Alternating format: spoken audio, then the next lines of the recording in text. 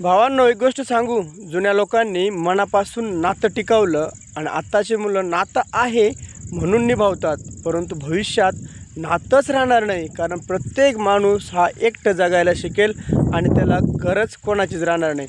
कारण सध्या जे लग्न पद्धती होत आहेत ना, त्या कोणाला न सांगताच गपचूप होत आहेत आणि लग्नपत्रिका ही मोबाईलवर पाठवली जात आहे. त्यामुळं नातं ही मुलांना माहितीच नाही ही आपले कोण आहेत समोरचे म्हणून.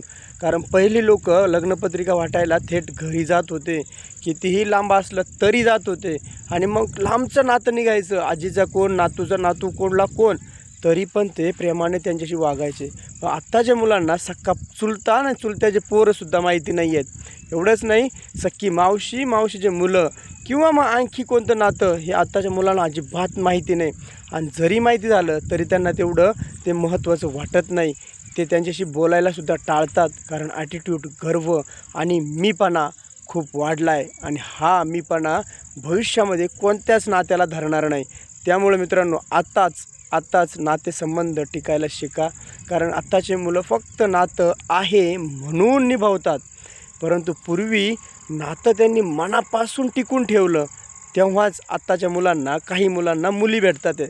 नाहीतर कितीतरी मुलं असे आहेत की त्यांना मुलीच भेटत नाही.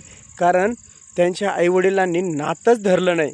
ज्यांच्या आईवडिलांनी नातं धरलं नाही त्यांच्या मुलांना मुलीच भेटत नाही. आणि ज्यांनी नातं धरलं आहे मनापासून त्यांच्या नातवांना मुली भेटतात आहे. लक्षात ठेवा.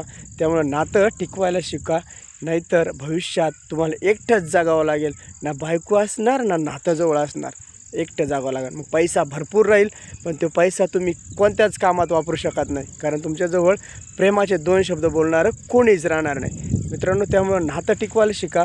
कारण जे आजी आजोबाने टिकवलं